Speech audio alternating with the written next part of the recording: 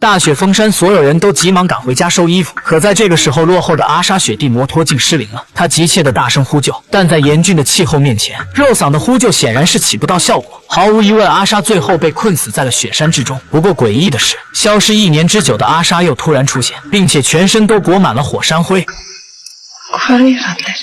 妹妹葛丽看到她简直不敢相信，难道这是新款的养生死帕吗？于是第一时间将姐姐送往医院。经检查，她身体的各项指标一切正常，同样她也失去了记忆，只保持雪崩发生前的记忆在脑中。父亲索尔见到亲人也顾不上疑惑，上前就将大女儿抱在怀里。反倒是阿莎露出了诧异的目光，而唯独葛丽保持着薄弱的理智。她对姐姐的归来提出了质疑的态度。归来的阿莎和之前有着明显的不同，她会一个人前往自己的目的发呆，甚至还会和带有白毛的乌鸦对话。时间一长，葛丽也发现了姐姐的不寻常，她会带着妹妹砸开废旧仓库的门锁，只为偷取一件合适的泳衣。以前的姐姐是绝对不会做出这样放肆的事，此时的葛丽更想知道这1年来姐姐到底经历了什么。拿上泳衣，两人来到火山附近的温泉洗澡。中途阿莎潜入水中，妹妹也跟着一同潜入。可就在他们下潜的一瞬间，水面浮现出几具尸体，而葛丽在水下没有看到姐姐，却隐约看到一个求救的人影。惊慌中，她立刻浮出水面，尸体也迅速消失不见。可姐姐也在这时消失了。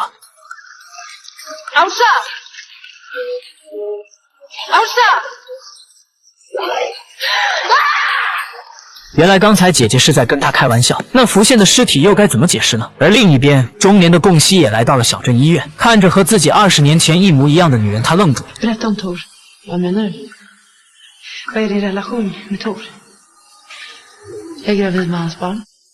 听到这个消息，他惊得亚麻呆住，因为20年前明明是自己怀了索尔的孩子，并且孩子现在已经长大成人，刚好20岁了。两人都知道他们就是同一个人，但彼此却都不愿意承认这个事实。可诡异的事情并没有就此结束，火山勘探专家突然听见自己的床上有动静，慢慢拽下被子，惊恐的一幕再次发生。